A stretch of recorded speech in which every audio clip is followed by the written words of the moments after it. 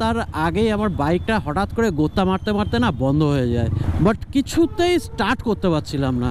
আমার জানা ছিল বলে আমি বেঁচে গেলাম কালকে রাতে, নাহলে কালকে রাতে যে কি হতো ভাই। চলো ফার্স্টে এই কাজটা হয়ে যাক, তারপর সামনের পোর্শন খোলা হবে, ওখানের কাজগুলো হবে। যা যা পার্টসপত্র প্রয়োজন ছিল সব কিছু আনার পর এখন ফিটিং হচ্ছে। সবসময় সর্বদার জন্য এফআই যে গাড়ি আছে, ইয়ামাহা বলতে না, প্রত্যেকটা এফআই গাড়ি, প্রত্যেকটা গাড়ি এফআই মডেলে একটা জিনিসই প্রবলেম, যদি যখন দেখবে যে এরকম হুট করে স্টার্ট বন্ধ হয়ে গেছে,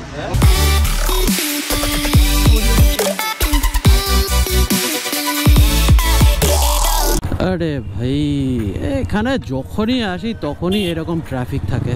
যতদিন না এই 11 নম্বর রেলগেটের উপর থেকে কোনো ফ্লাইওভার হচ্ছে ততদিন এই সমস্যা থেকেই যাবে।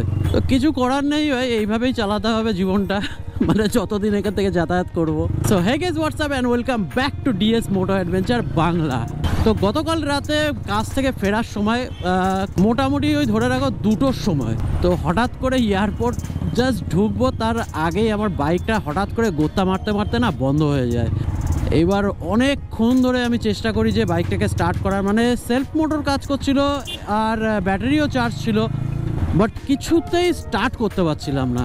অনেকক্ষণ ধরে আমি চেষ্টা করার পর ফাইনালি আমি বাইকটাকে স্টার্ট করতে পারি, আর সেই প্রবলেমটা হয়েছিল ফিউল সেকশন থেকে। তো যখন আমি বারবার করে স্টার্ট করছিলাম, ইঞ্জিনের যে সাউন্ডটা হচ্ছিল সেই সাউন্ডটাকে শুনে আমার মনে হচ্ছিল যে মানে সেলফ মোটর তো ঘুরছে, মানে ইঞ্জিনটাকে ঘোরানোর চেষ্টা করছে, বাট ইঞ্জিনটা স্টার্ট হচ্ছে না, তার মানে নিশ্চয়ই ইঞ্জিন অবধি ফিউল পৌঁছাচ্ছে না। তো তারপর আর কি খুলে ফেললাম ট্যাঙ্কটাকে, পুরো ট্যাঙ্ক কালকে রাতে ওখানে দাঁড়িয়েই আমি খুলেছি। খুলে ভেতরে ফিউল ইঞ্জেক্টরের সব কেবিলগুলোকে খুললাম, তারপর ফিউল পাইপ খুললাম, খুলে ঠিক করে লাগানোর পর তারপর দেখলাম ফাইনালি আমার বাইক স্টার্ট হয়ে যায়। তো যাই হোক, এই বাইকের ছোট ছোট কাজ আমার জানা ছিল বলে আমি বেঁচে গেলাম কালকে রাতে, নাহলে কালকে রাতে যে কি হতো ভাই আমার তো এখন মানে ভেবেই কেমন একটা লাগছে। এখন আমি যাচ্ছি আকাশের গ্যারেজে, তো আমার বাইকের অনেক কিছু কাজ করানোর আছে, তো সেগুলো করাতে নিয়ে যাচ্ছি। তো এবার 2024 থেকে মোটামুটি একটু ইউটিউবের উপর আমি একটু নজর দেব, মানে একটু খাটাখাটনি করব। তো মোটামুটি সব কটা চ্যানেলই আমি অ্যাক্টিভ করে দেবো আবার। চলো আমার গাড়িটা লাগিয়ে দিলাম আকাশের গ্যারেজে, আর এই হচ্ছে আকাশ। তো তোমরা যারা এই নতুন চ্যানেলে দেখছো তো তারা হয়তো আকাশকে চিনবে না। তো এই হচ্ছে আকাশ, আমার বাইকের ফার্স্ট সার্ভিস থেকে এখনো পর্যন্ত আকাশ মানে গাড়িটাকে ঠিক করে দিচ্ছে, মানে নিজের হাতে যত্ন, টোটাল সার্ভিসিং সব কিছুই আকাশের।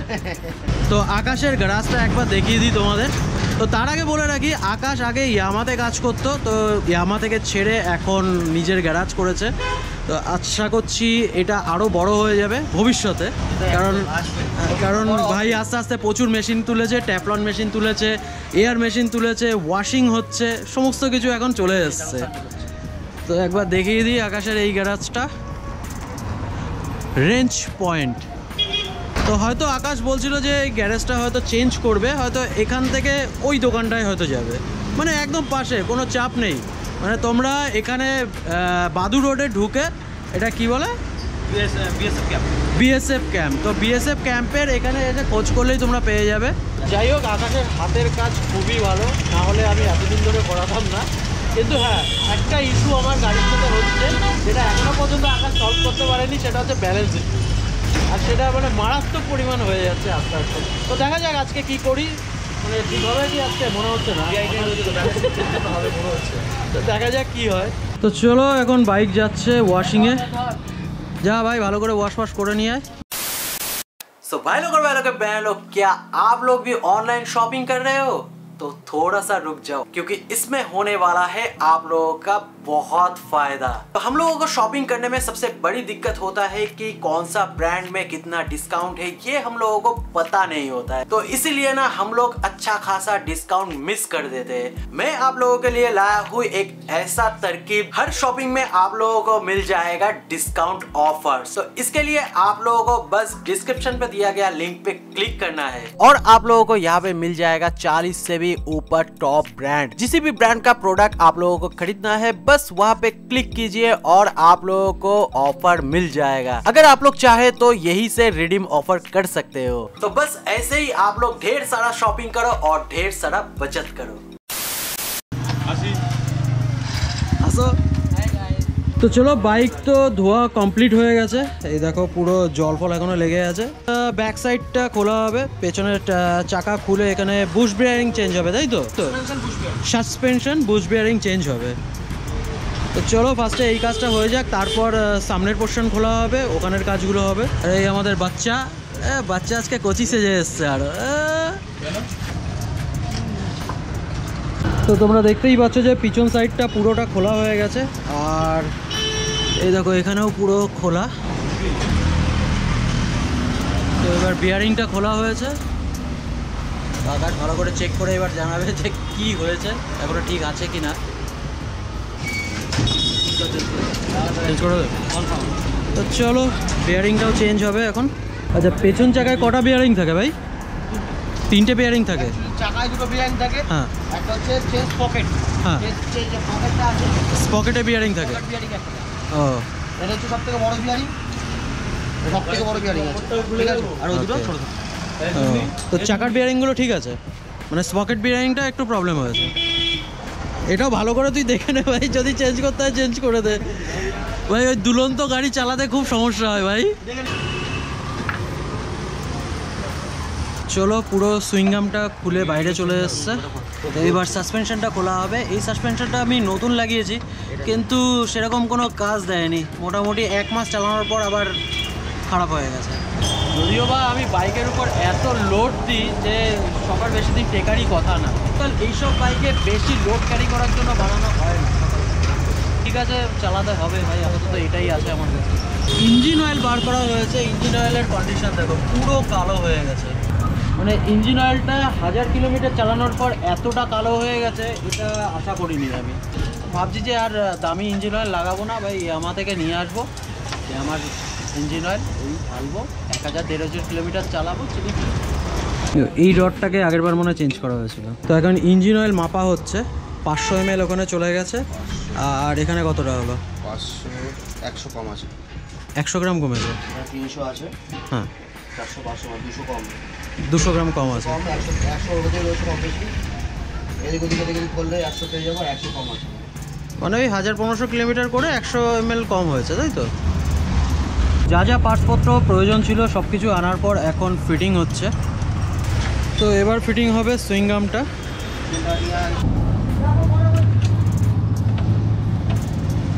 চলো এবার চেঞ্জ হবে ইঞ্জিন অয়েল। এবার আমি ইয়ামাহারই ইঞ্জিন অয়েল ইউজ করছি।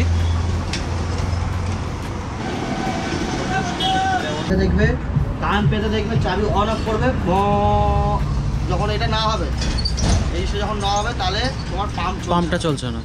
যাই হোক, কালকে রাতে যে সমস্যাটা আমি পড়েছিলাম, তো সেটাকে আরও ভালোভাবে সলভ করার চেষ্টা করা হচ্ছে। তো সমস্ত কেবল টেবিল আবার খোলা হয়েছে, আবার ঠিক করে সেটিং হবে, আবার সমস্ত কিছু ঠিক করা হবে।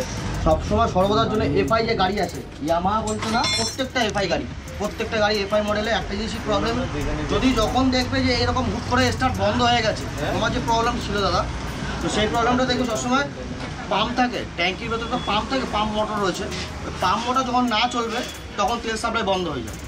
ঠিক আছে, তো চাবিটা অন করে সবসময় দেখবে কান পেতে শুনবে, ট্যাঙ্কির মধ্যে কান পেতে শুনবে, একটা একটা আওয়াজ হবে, দেখবে একটা মেশিন কাজ করতে আওয়াজ হয়, হ্যাঁ, একটা মোটরের মতো আওয়াজ হয়, তাহলে তেল সাপ্লাই বন্ধ হয়ে গেছে। এই জিনিসটা আর সবসময় আগে ধরতে হবে, এটা যে ট্যাঙ্কির মধ্যে কান পাতবে, পাম্প পেতে শুধু চাবিটা অন অফ করবে। যদি পাম্প যদি কাজ না করে, যদি BS6 মডেল গাড়ির মধ্যে যেগুলো পাম্প আছে এই গাড়িগুলোতে, সেইগুলোতে যদি না হয় তাহলে মনে করে তেল দিচ্ছে না, তেল সাপ্লাই বন্ধ হয়ে গেছে। ঠিক আছে, এটা নর্মাল একটা এরকম প্রবলেম যেটা আমাকে বললো, তো সেই প্রবলেমটা দিয়ে আমি এটা বলতে পারছি। কালকে তো আমি কান পেতে আর শোনা হয়নি, কিন্তু মানে একটু আইডিয়া করে নিয়েছিলাম যে ফিউল সেকশনেই কোনো প্রবলেম হচ্ছে, যে ইঞ্জিনে ফিউলটা পৌঁছাচ্ছে। যাই হোক, এরকম ছোটো ছোটো টিপস তোমাদের প্রচুর দেবো আমি। আর আকাশ তো রয়েছেই, আকাশের কাছ থেকে জেনে নেবো, আকাশও তোমাদের কিছু বলবে। তো দেখতে লাগো আমার চ্যানেলটা, নতুন চ্যানেল ভাই, একটু সাপোর্ট করো তোমরা। আর পুরনো চ্যানেল তো আমার রয়েছেই, আর পুরনো চ্যানেলটা যদি তোমরা সাবস্ক্রাইব না করে থাকো তাহলে ওখানে গিয়েও সাবস্ক্রাইব করে নাও, ওই চ্যানেলটা অবশ্যই হিন্দিতে আছে। তো চলো এবার শকার সেকশনে কাজ হবে। মোনো শকার, তার মানে আমি ভুল বলেছি, সামনের শকার বা পিছনের শকার? শকার পেছনেই, পেছনেই শকার থাকে, আর সামনে মোনো শকার, মোনো শকার বলা হয়, মনো শকার, মোনো শকার বলা হয়। তো পেছনের শকারটা পেছনেই থাকে, সামনে হচ্ছে fork oil seal, fork oil seal বলে যখন জব পার্ট খোলা হয়, কোনো শোরুমে জব পার্ট খোলা হয়, যখন অয়েল সিল পাইপের কেটে যায় তখন ফর্ক অয়েল সিলই বলা হয়, শকার অয়েল সিল বলা হয় না। তারা এগুলো যায় না, সেগুলো জানতে হবে, জিনিসগুলো জানতে হবে। আর আমরা তোমাদের জানাবো একদম, কারণ ভুল হলে ধরেই রাখতে হবে, ধরে নিতে হবে জিনিসটা, এটা ভুল আছে আমার, একদম ঠিক। তাই না? তো চলো, আমার বাইকের সব কাজ কমপ্লিট হয়ে গেছে, আর যে ব্যালেন্সিং এর প্রবলেমটা ছিল ওটাও সলভ হয়ে গেছে। জাস্ট একটুখানি লেফট সাইডে টানছে, তো ওটাকে একটু ইগনোর করতে হবে আমাকে। আর সামনের ফোর্ক অয়েলটা চেঞ্জ করার পর এখন সাসপেনশনটাও খুব ভালো হচ্ছে। ব্যাস, আর তো মোটামুটি আমার গাড়ির প্রবলেম সলভ হয়ে গেল, আর স্টার্টের প্রবলেমটাও আসছে না। তো এরপরে যদি প্রবলেম হয় হয়তো ফিউল ইঞ্জেক্টর থেকেই প্রবলেমটা আসছে, তো মোটামুটি ঠিক হয়ে গেছে। আর বাকি আমার এই সামনের টায়ারের যে প্রবলেমটা আছে ওটাকেও সলভ করে নিতে হবে, কারণ হাওয়া বেরিয়ে যাচ্ছে এখান থেকে। তো আকাশ আমাকে সাজেশন দিচ্ছিল যে বাইকের চাকায় সবসময় নাইট্রোজেন ভরা উচিত, আর সেটা কেন সেটা আকাশের মুখ থেকে আমরা জানি। নাইট্রোজেনটা হচ্ছে তোমার হচ্ছে সবসময়ের জন্য ভালো, ব্যালেন্সিং সবসময় ভালো দেয়। নাইট্রোজেনের হাওয়া হচ্ছে ব্যালেন্সিংয়ের জন্য, ব্যালেন্সিং সবসময় ভালো দেয়। হ্যাঁ, অনেক জায়গায় পাবে না নাইট্রোজেন হাওয়া, পাওয়া যায় না অনেক জায়গায়, ঠিক আছে, কিন্তু যতটা চেষ্টা করবে নাইট্রোজেন ভরার ব্যাপারটা, নাইট্রোজেন ভরলে ব্যালেন্সিংটা খুব স্মুথ দেয় আর গাড়িটা স্মুথলি থাকে। টানাটানি বাবা এদিকে টান বাড়ে, ডান দিকে টানছে, টায়ার হিটিং ইস্যুটাও থাকে না, একদম থাকে না, একদম থাকে না, পুরো কমে যায়। ব্যালেন্স সব থেকে মাস্ট হচ্ছে তোমার হচ্ছে ব্যালেন্সিংটা, ব্যালেন্সিংটা পারফেক্ট থাকে, ওটা বড় ভালো হবে, তোমারও ভালো হবে। তো এটা তোমরাও জেনে নিলে, আমিও জেনে নিলাম। তো আমিও চেষ্টা করবো নাইট্রোজেন ভরাতে, কিন্তু দেখা যাক, সব জায়গায় পাওয়া যায় না, তাও চেষ্টা করছি নাইট্রোজেনই ভরাতে। চলো, আমার গাড়ির তো সমস্ত কাজ হয়ে গেছে, আর থ্যাঙ্কস আকাশ সব সময়ের মতো। আর তোমাদের গাড়িতে কোনো প্রবলেম হলে তোমরা আকাশকে কন্ট্যাক্ট করতে পারো, আমি ডিসক্রিপশন বক্সেও নাম্বার দিয়ে দেবো, আর স্ক্রিনে তো তোমরা দেখতেই পাচ্ছ। তো ওকে কন্ট্যাক্ট করতে পারো, যখনই কোনো সমস্যা হলে, বাইক কোনো জায়গায় বিপদে পড়েছে বা যা কিছু, আকাশকে কন্ট্যাক্ট করতে পারো। ঠিক আছে, আকাশ সবসময় থাকবে, আর আমার নাম নিলে হয়তো একটু ডিসকাউন্ট একদম দাদা 100%। এনএসজি ক্যাম্প যেটা আগে ছিল এখন বিএসএফ ক্যাম্প হয়ে গেছে, তার একটু আগে, ব্যাস জাস্ট কন্ট্যাক্ট করে নিও, ফোন নাম্বার দিই। চল ভাই, টাটা, আবার দেখা হবে। ছোট টাটা, হ্যাঁ আবার আসবো, আবার কিছু প্রবলেম হলে। কিছু তো আনিনি, শুধু বুক ভরা ভালোবাসা নিয়ে এসেছিলাম, তোর এখানে লুটিয়ে দিয়ে চলে গেলাম। আর অ্যাকাউন্টে টাকা নিয়ে এসেছিলাম, সেটাও তোর কাছে চলে গেল। চলো এখন যাওয়া যাক বাড়ির দিকে। তো চলো, এই ভিডিওটা এই পর্যন্ত। ভিডিওটা ভালো লেগে থাকলে অতি অবশ্যই লাইক, শেয়ার, কমেন্ট করতে ভুলবে না। আর তোমরা আমাকে ইনস্টা আর ফেসবুকে ফলো করতে পারো, ডিএস মোটো অ্যাডভেঞ্চার। তো চলো, এই ভিডিওটা এই পর্যন্তই, আবার দেখা হবে অন্য একটা ভিডিওতে। তো ততক্ষণের জন্য stay tune, take care and good bye.